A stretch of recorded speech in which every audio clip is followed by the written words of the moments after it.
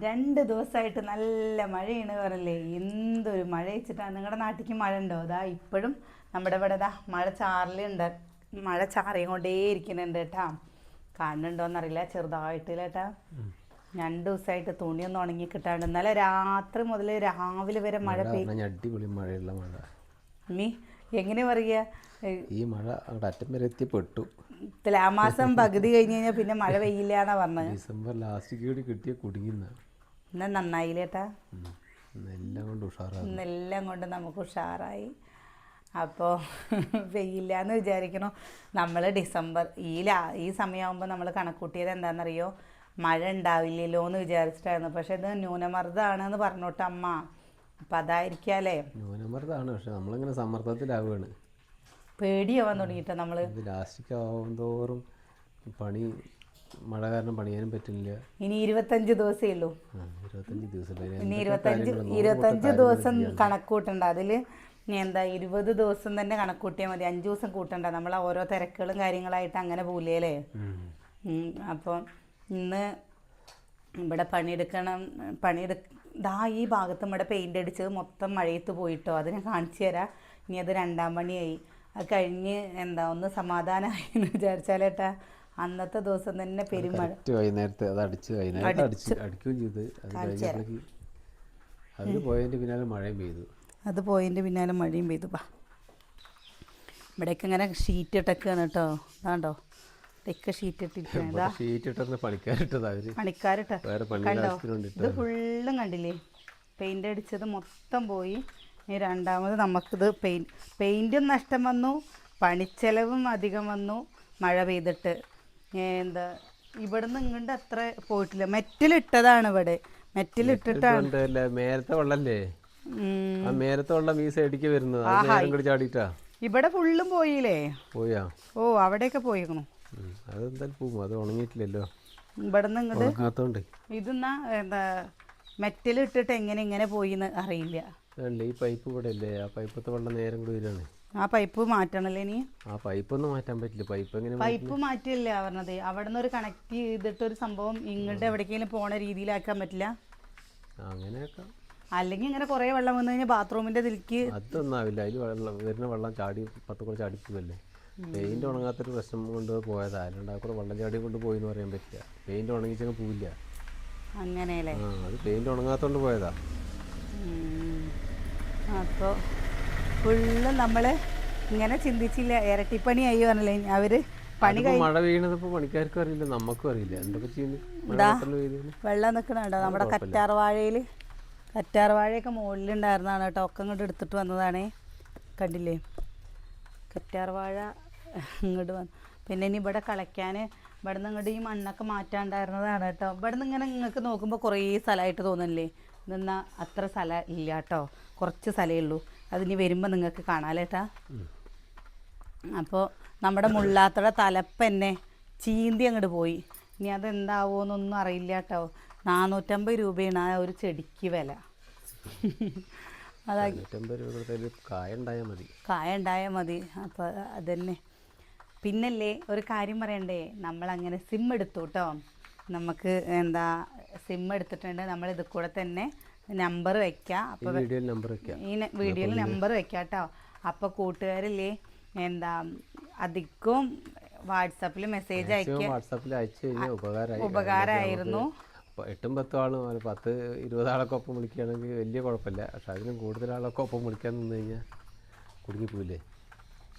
അപ്പോൾ ഒപ്പം വിളിക്കുന്നതും കൊണ്ട് എന്താ നമുക്ക് വൈകുന്നേരമൊക്കെയാണ് പറഞ്ഞു വെച്ചാൽ കുറച്ച് നേരം സംസാരിക്കാൻ പറ്റും. പകല് പറഞ്ഞു കഴിഞ്ഞാൽ മാക്സിമം നമുക്ക് ഇതിന് റിപ്ലൈ തരാൻ നോക്കാം കേട്ടോ. കാരണം എന്താ വെച്ചാൽ ഇതിപ്പോൾ ഒരു ഫംഗ്ഷൻ്റെ ഭാഗമായിട്ട് നമ്മൾ കൊടുത്ത നമ്പറാണ്. അപ്പോൾ പിന്നെ എന്തായാലും അതിൽ നമ്പർ കൊടുത്ത് നമുക്ക് സംസാരിക്കാൻ പറ്റാതെ വരില്ല. കാരണം വിളിച്ചാൽ കിട്ടുന്നുണ്ടെങ്കിൽ തീർച്ചയായിട്ടും നമ്മൾ കോൾ അറ്റൻഡ് ചെയ്യുകയും ചെയ്യും. കോൾ അറ്റൻഡ് ചെയ്യാന്ന് പറഞ്ഞാൽ മാക്സിമം വാട്സാപ്പിൽ വോയിസ് ഇടുകയാണെന്നുണ്ടെങ്കിൽ ഭയങ്കര ഉപകാരമായി. കാരണം നമുക്ക് ചിലപ്പോൾ കോൾ ഒരുപാട് വന്നു കഴിഞ്ഞാൽ ചിലപ്പോൾ ഈ പറഞ്ഞ് എടുക്കാൻ പറ്റിക്കോളണമെന്നില്ല.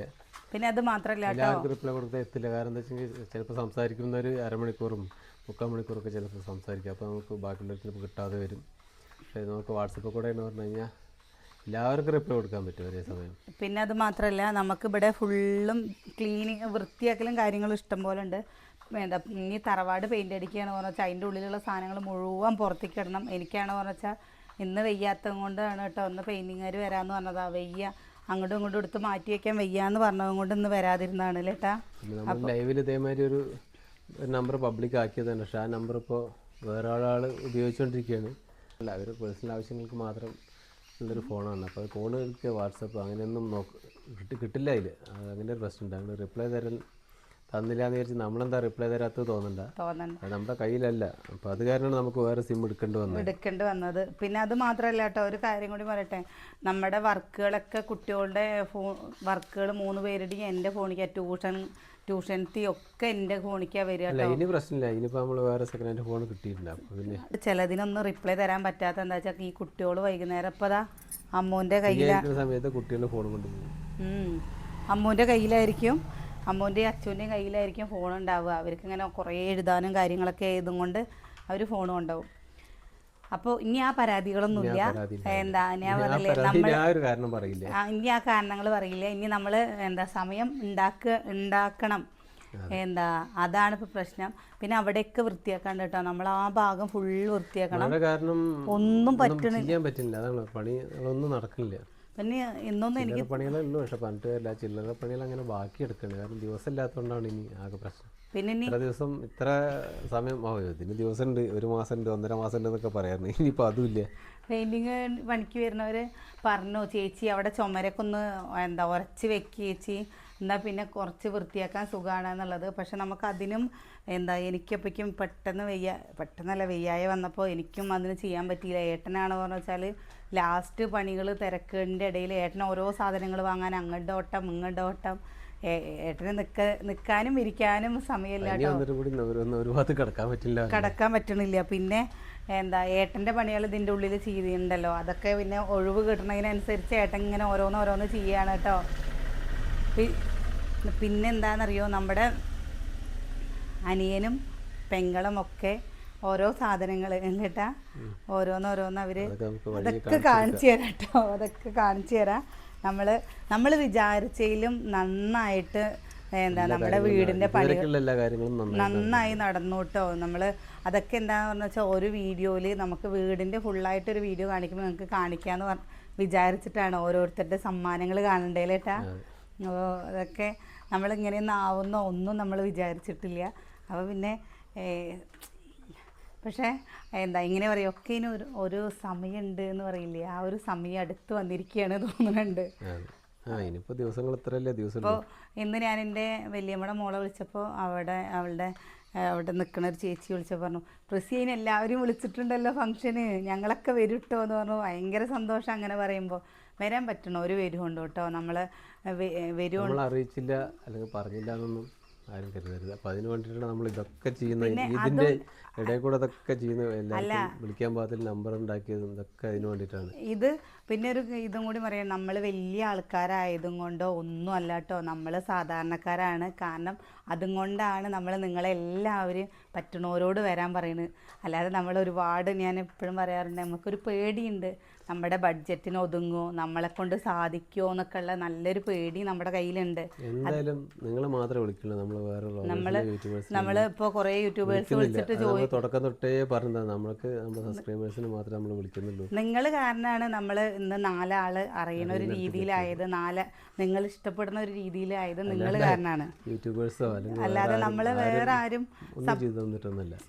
ആരും നമ്മളെ സപ്പോർട്ട് ചെയ്തിട്ടില്ല. നമ്മുടെ സബ്സ്ക്രൈബേഴ്സ്, നമ്മുടെ കുടുംബം. അപ്പോൾ നമുക്ക് പറ്റണവർ വരിക, പറ്റണവർ വന്നിട്ട്.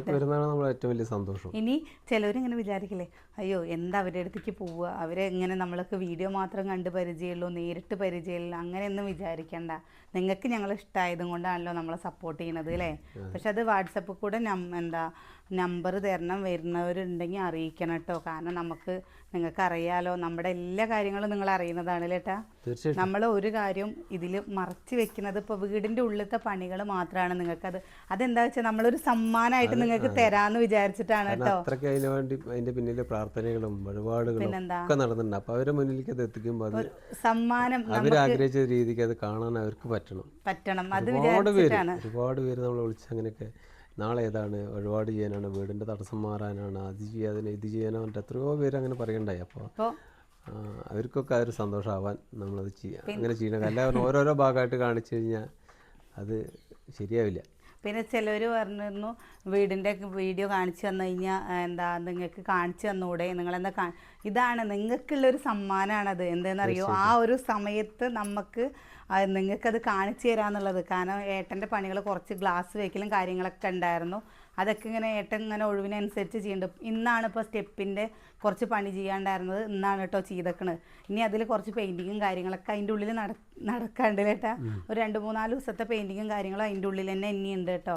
അപ്പോൾ അതൊക്കെ ഒന്ന് കഴിഞ്ഞ് അതൊക്കെ ഒന്ന് രൂപമായിട്ട് നിങ്ങളുടെ മുമ്പിലല്ലാതെ നമ്മൾ ആർക്കാണ് എന്തിനാണ് ഒളിച്ചു വെക്കണത്? ഒളിച്ചു വെക്കുന്നല്ല, നമ്മൾ തീർച്ചയായിട്ടും അപ്പോൾ നല്ലൊരു ഹോം ടൂർ ചെയ്യും. എന്താ ഇപ്പം നമ്മളിപ്പോൾ കുറച്ചൊരു ഭാഗം കാണിച്ചു, പിന്നെ നാളെ നിങ്ങൾക്ക് കുറച്ചൊരു ഭാഗം കാണിക്കുമ്പോൾ ഫുള്ളായിട്ട് ഒരു വീട് എങ്ങനെയാണ് എന്നുള്ളത് ഇത് കാണാം. പിന്നെ ഞാൻ പറയാലോ, ഇതിൽ ഫുൾ ഐഡിയ അനിയേട്ടൻ്റെ കേട്ടോ. കാരണം അനിയേട്ടൻ എല്ലാവർക്കും അറിയുന്ന കാര്യമല്ലേ, മരപ്പണി അനിയേട്ടൻ ചെയ്യുവാനറിയാം, ഇൻറ്റീരിയൽ വർക്ക് അനിയേട്ടനറിയാം, ഡിസൈനിങ് അറിയാം. അപ്പം അതുകൊണ്ട് ഈ വീട്ടിൽ എന്തൊക്കെ സംഭവങ്ങളുണ്ടോ എന്നൊക്കെ ഉള്ളത് അനിയേട്ടൻ്റെ ഐഡിയയാണ്. പിന്നെ നമ്മൾ ഡ്രസ് കോഡ് എടുത്തില്ലേന്ന് ചോദിച്ചിരുന്നു. നമ്മൾ തുണി എടുക്കുക കേട്ടോ ചെയ്ത്, തുണി എടുത്തിട്ട് നമ്മൾ അടിക്കാൻ കൊടുത്തു. അതാവുമ്പോൾ എന്താ വെച്ചാൽ ഒരുപാട് റേറ്റ് വരുന്നില്ല, നമ്മുടെ ഇഷ്ടത്തിന് ചുരിദാർ അടിക്കാമല്ലോ. അപ്പോൾ അങ്ങനെ വിചാരിച്ചു. അത് കുറേ എന്താ വീട്ടിലത്തെ അമ്മയ്ക്കും ഏട്ടൻ ഇവിടുത്തെ 2 അമ്മമാർക്കും കൊടുത്തിട്ടില്ല. അപ്പോൾ അവർ 2 പേരും ഇപ്പോൾ വേണ്ടാന്ന് പറയുന്നുണ്ട്. പക്ഷെ നമ്മൾ കുറച്ച് ഇനിയിപ്പോൾ സമയമില്ല, എനിക്കാണെങ്കിലോ പുറത്ത് പോകാൻ പറ്റിയ സാഹചര്യം അല്ല. ഇനി ഒരാഴ്ച എനിക്ക് എവിടേക്കും പോകാൻ പറ്റാത്ത സാഹചര്യമാണ് കേട്ടോ. അപ്പോൾ ഞാനുണ്ടെങ്കിലാണ് ഏട്ടൻ ഡ്രസ്സ് എടുക്കാനൊക്കെ പോവുള്ളൂ. കുട്ടികളെ കൊണ്ട് നമുക്ക് ഫാൻസി വാങ്ങാനും കാര്യങ്ങൾക്കൊക്കെ പോകണം. അപ്പോൾ നമുക്ക് ശരിക്കും വില കുറവ് തുണിയെടുത്ത് അടിക്കുകയാണെന്നാണ് കേട്ടോ എനിക്ക് തോന്നുന്നത് ചേട്ടാ. ചുരിദാറാണോ വെച്ചാലും അടിക്കൂലിയൊക്കെ ലാഭം, തുണിക്കും അത്ര ഒരുപാട് റേറ്റ് വരുന്നില്ലല്ലോ. പിന്നെ അതിൽ വരുന്ന കുറച്ച് എംബ്രോയിഡിങ്, അതൊക്കെ നമുക്ക് എംബ്രോയിഡിങ് ചെയ്യാൻ അറിയാച്ചാൽ അതും സുഖമാണ് അല്ലേ. നമ്മൾ പിന്നെ അത്രയൊന്നും വലിയ എംബ്രോയിഡിങ് കാര്യങ്ങളൊന്നും ഇല്ല, കയ്യിലും എല്ലാം സിമ്പിളാണ് കേട്ടോ. നമ്മുടെ വീടും സിമ്പിളായിരിക്കും, വീട്ടിലെ പണി സിമ്പിളാണ്. ഇത് ഡ്രസ് കോഡിന്റെ ഡ്രസ് എന്ന് പറഞ്ഞാൽ അതൊക്കെ ഒരു ആഗ്രഹത്തിന്റെ പേരിൽ വിചാരിച്ചതേ അല്ല. നമ്മൾ ഡ്രസ് കോഡ് പറഞ്ഞു വെച്ചാൽ എൻ്റെ ഒരു ആഗ്രഹം എന്തായാലും ഒരു തുണി എടുക്കണം, അത് ഡ്രസ് കോഡായിട്ട് എടുത്തു, അത്രേ ഉള്ളൂ. കോഴിക്കോട് ഞങ്ങളൊരു വീട് കയറി താമസത്തിന് പോയപ്പോൾ അവരുടെ കുടുംബങ്ങളൊക്കെ ഫുള്ള് ഡ്രസ് കോഡ് അല്ലേ, എല്ലാവരും ഡ്രസ് കോഡിലിട്ട് കണ്ടപ്പോൾ കാണുമ്പോൾ കാഴ്ചക്ക് നല്ലൊരു ഭംഗി തോന്നി എനിക്ക്. അപ്പോൾ ഞാൻ അനിയൻ്റെ അടുത്ത് പറഞ്ഞു, എങ്ങനെ എല്ലാവരും വരുമ്പോൾ നമ്മളെല്ലാവരും ഡ്രസ് കോഡായിട്ട് നിൽക്കുകയാണ് പറഞ്ഞു വെച്ചാൽ എന്ത് രസമായിരിക്കും അല്ലേ, അത് നന്നായിട്ടുണ്ടാവില്ലേന്ന്. ഇനിയിപ്പോൾ എൻ്റെ ഏട്ടൻ്റെ കുട്ടികൾക്ക് എടുത്തു കൊടുത്തിട്ടില്ല, അവർ വരികയാണ് പറഞ്ഞു വെച്ചാൽ എടുത്തു കൊടുക്കണം, ഇല്ലെങ്കിൽ അവർക്ക് റെഡിമെയ്ഡ് എടുക്കണം എന്ന് വിചാരിച്ചാൽ ഈ കളർ നമ്മൾ വിചാരിച്ച കളർ കിട്ടുമോയെന്ന് അറിയില്ല. അവരാണെങ്കിൽ ഫുള്ള് ഷർട്ടൊന്നുമല്ല, ഇപ്പോഴത്തൊക്കെ കണ്ടില്ല എത്ര പോകുന്ന സംഭവങ്ങളൊക്കെ എണ്ണയിലേട്ടാടുള്ളൂ. അപ്പോൾ പിന്നെ വലിയേട്ടനും ഏട്ടന്മാർക്ക് എടുക്കണം എന്നുണ്ട്. പക്ഷേ ഏട്ടൻ്റെ സർജറി ആണല്ലോ അതിൻ്റെ ഇടയിൽ. ഏട്ടൻ പറയുന്നുണ്ട് എൻ്റെ ഫംഗ്ഷൻ കഴിയട്ടെ എന്നിട്ട് സർജറിയൊക്കെ ചെയ്യാമെന്ന് ഏട്ടൻ പറയുന്നത്. അപ്പോൾ അതിൻ്റെ കാര്യങ്ങൾ ഇതിൻ്റെ ഇടയിൽ കൂടെ ഇങ്ങനെ നടക്കുന്നുണ്ട് ചേട്ടാ. പിന്നെ നമ്മൾ എത്ര സന്തോഷിച്ചാലും എന്തെങ്കിലുമൊക്കെ ഒരു സങ്കടം നമുക്കുണ്ടാവില്ലേ. ഏട്ടനൊന്ന് മാറി കിട്ടിയിട്ടുണ്ടെങ്കിൽ നമുക്കൊന്നും കൂടി സന്തോഷമായേനെ. അപ്പം ഇനി എനിക്കിഷ്ടം പോലെ വൃത്തിയാക്കാണ്ട് കേട്ടോ. അവിടെയുണ്ട് ഇവിടെയുണ്ട് ഒക്കെ ഉണ്ട്. ഇതിൻ്റെ ഇടയിൽ അമ്മയാണ് വെച്ചാൽ പിന്നെ ഇപ്പോൾ ഒരു സഹായത്തിന് പറഞ്ഞാൽ വീട്ടിലത്തെ അമ്മയാണ്. അമ്മ മലയ്ക്ക് പോയിട്ട് 20-ാം തീയതി വരുള്ളൂ. ഇപ്പോൾ പിന്നെ ഇങ്ങോട്ട് വരാനും പറ്റിയ സാഹചര്യം 20-ാം തീയതി വരുള്ളൂ അറിയാം. അമ്മ 20-ാം തീയതി മലയ്ക്ക് പോയിട്ട് വീടെത്തുള്ളൂ. അപ്പോൾ അമ്മ വരുമ്പോഴേക്ക് 20-ാം തീയതി കഴിഞ്ഞാൽ 21-22-ാം തീയതി ആയിട്ടല്ലേ ഇങ്ങോട്ട് വരുന്നുണ്ടാവുള്ളൂ. അപ്പോൾ 22-ാം തീയതി ഒക്കെ ഇട്ടാൽ പിന്നെ കുറച്ച് ദിവസം ഉണ്ടാവും എന്ന് വിചാരിക്കുന്നു. അമ്മയുടെ കാര്യം ഒന്നും പറയാൻ പറ്റില്ല കേട്ടോ. അമ്മയ്ക്ക് അവിടെ തിരക്കാണ് പറഞ്ഞാൽ പറ്റില്ല. നമ്മുടെ പാല് കാച്ചലിന് തന്നെ വന്നിട്ട് അമ്മ എന്താ ചെയ്ത് തലേദിവസം വന്ന് പിറ്റേ ദിവസം പോയില്ല ചേട്ടാ. അന്ന് തലേദിവസം വന്ന് പിറ്റേ ദിവസം ഭഗവത്സേവ കഴിഞ്ഞത് അമ്മ പോയി. പിന്നെ ഞങ്ങളുടെ മനസ്സിൽ ആഗ്രഹമുണ്ട് കേട്ടോ, എന്താണെന്നറിയോ, എന്തായാലും ഭക്ഷണം നമ്മൾ ഇവിടെ വെപ്പിക്കുകയാണ് ചെയ്യുന്നത്. ബാക്കിയുള്ളത് ചിലവർ ഇനി ചിക്കനും ഒക്കെ ഒന്നും കഴിക്കാത്തവരുണ്ടാവുമല്ലോ. അപ്പോൾ സദ്യ എന്താ വെച്ചാൽ നമുക്കും ശരിയാവില്ല. 12 മണി മുതൽ 7 മണി വരെ നമ്മൾ എന്തായാലും സദ്യ കൊടുക്കൽ അതൊരു ശരിയായ കാര്യമല്ലല്ലോ. അപ്പോൾ നമ്മളെന്തെങ്കിലും ബിരിയാണി അല്ല വേറെ എന്തെങ്കിലും ആക്കാനാന്ന് വിചാരിച്ചു. കുഴിമന്തി അല്ല കേട്ടോ, നെയ്ച്ചോറോ അങ്ങനെ എന്തെങ്കിലുമൊക്കെ പെട്ടെന്നല്ലേ മടുക്കാത്ത രീതിയിലുള്ളത് തീരുമാനമായിട്ടില്ല കേട്ടോ.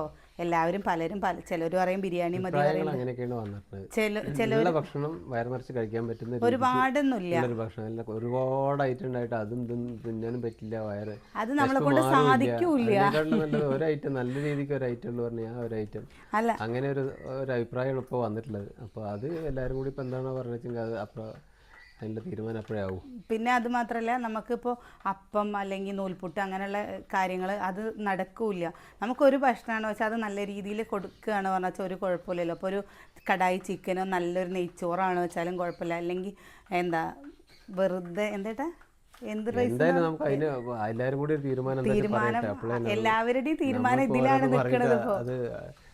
അത് അവർക്ക് അത് വേണ്ടാന്ന് പറഞ്ഞപ്പോൾ അതിന് അതൊരു ശരിയല്ല. അപ്പോൾ എല്ലാവരും കൂടി ഒരു അഭിപ്രായം പറയട്ടെ. എന്തായാലും നമ്മളെല്ലാവർക്കും തൃപ്തിയാവുന്ന രീതിക്ക് ഒരു ഭക്ഷണം തന്നെയാണ് ഉണ്ടാവുള്ളൂ. അപ്പോൾ എല്ലാവരും ഇങ്ങനെ നിൽക്കുന്നത് ഇതാണ് കേട്ടോ. ഒരു ഭക്ഷണം നല്ല രീതിയിൽ കൊടുക്കുക, പല ഭക്ഷണം കൊടുക്കണേക്കാളും നല്ലതല്ലേ ഒരു ഭക്ഷണം നല്ല രീതിയിൽ വയറ് നിറച്ച് കൊടുക്കുക എന്നുള്ള രീതിയിൽ. അപ്പോൾ അങ്ങനെയാണ് തീരുമാനിച്ചേക്കുന്നത്. പിന്നെ സദ്യ ഞാൻ ഉണ്ടാക്കൂട്ടോ. സദ്യ എന്ന് പറഞ്ഞു കഴിഞ്ഞാൽ അത് ഞാൻ ആദ്യം പറഞ്ഞിരുന്നു, ഭക്ഷണം ഞാൻ ഉണ്ടാക്കുക, എനിക്ക് പറ്റണ രീതിയിൽ എന്താ ചിലവരിലേട്ടാ. അപ്പോൾ നമ്മൾ നമ്പർ വെച്ചിട്ടുണ്ട് കേട്ടോ. കൂട്ടുകാർ വരുന്നവരൊക്കെ നമുക്ക് മെസ്സേജ് ഇടണേ. കഴിയണതും കോള് വിളിക്കാതിരിക്കല്ല. അത്യാവശ്യ ഘട്ടങ്ങൾ വരുമ്പോൾ നിങ്ങൾ വിളിക്കേണ്ടെന്ന് ഒരിക്കലും ഞാൻ പറയില്ല കേട്ടോ. ലൊക്കേഷൻ അയച്ചു നമുക്കിനി ഇത് കൂടെ കൃത്യമായിട്ട് ചെയ്യാം. അല്ല ഇതൊന്നും പ്രശ്നമില്ല. വിളിക്കുന്നതുകൊണ്ട് പ്രശ്നം ഉണ്ടായിട്ടല്ല, പക്ഷെ നമുക്ക് എടുക്കാൻ പറ്റില്ല. അങ്ങനത്തെ ഒരു വിഷമാവരുതെന്ന് വിചാരിച്ചിട്ടാണ് നമ്മൾ അത് പ്രത്യേകം പറയുന്നത്. ഇപ്പോൾ ഒരു കാര്യം പറയട്ടെ, നമ്മൾ അന്നൊരു കേസ് നടന്ന സമയത്ത്, കേസിൻ്റെ കാര്യങ്ങൾ നടക്കുന്ന സമയത്ത് നമുക്കൊരു ദിവസം എത്ര കോളുകൾ വന്നിരുന്നറിയോ. അങ്ങനെ വന്നു കഴിഞ്ഞാൽ നമുക്ക് കൃത്യമായിട്ട് അറ്റൻഡ് ചെയ്യാൻ പറ്റാതെ വരുമ്പോൾ അവർക്കൊരു വിഷമം ഉണ്ടാകുന്ന വിചാരിച്ചിട്ടാണ് ഇങ്ങനെയൊക്കെ പിന്നെയും പറയുന്നത് കൊണ്ടാണ്. എന്നിട്ട് കുറേ പേര് ചോദിച്ചു, നമ്മൾ അതിന് മറുപടി കൊടുക്കാതിരിക്കുമ്പോൾ നിങ്ങളെന്താ വിളിച്ചിട്ട് മറുപടി തരാത്ത, ജാടയാണോ? സത്യമായിട്ടും അതും കൊണ്ടൊന്നല്ല, നമ്മളപ്പത്തെ ആ ഒരു ടെൻഷനും അതിൻ്റെ ഇടയിൽ നമുക്ക് വിളിക്കാൻ പറ്റാത്തൊരു സമയം ഒക്കെ പാടായിട്ട് അതിൻ്റെ കാര്യങ്ങൾ അത് വലിയ ഉപകാരമാകും. കാരണം എന്താ വെച്ചാൽ വാട്സപ്പ് കൂടെ എന്ന് പറഞ്ഞാൽ എപ്പോഴല്ലെങ്കിൽ കുറച്ച് കഴിഞ്ഞാൽ നമ്മൾ എന്തെങ്കിലും ഒരു മറുപടി തരുമല്ലോ. എന്തെങ്കിലും ഒരു തിരക്കിൽ പെടുകയാണെന്നുണ്ടെങ്കിൽ നമുക്ക് കുറച്ച് കഴിയുമ്പോൾ മറുപടി തരാൻ പറ്റും. കോളാകുമ്പോൾ കറക്റ്റ് ആ സമയത്ത് തന്നെ എടുക്കണമല്ലോ. എടുക്കാൻ പറ്റാതെ വരികയാണെങ്കിൽ അപ്പോൾ എന്തായാലും പറ്റുന്നവരൊക്കെ വരാൻ ശ്രമിക്കുക. വരുന്നവർ പറയണം കേട്ടോ, പറയാതെ പറയാൻ മടിക്കരുത്. പ്രത്യേകം പറയുകയാണെങ്കിൽ വലിയ ഉപകാരമായി. അപ്പോൾ എന്തായാലും നാളെ നല്ല വിശേഷങ്ങളും കാഴ്ചകളൊക്കെ ആയിട്ട് നാളെ കാണാം.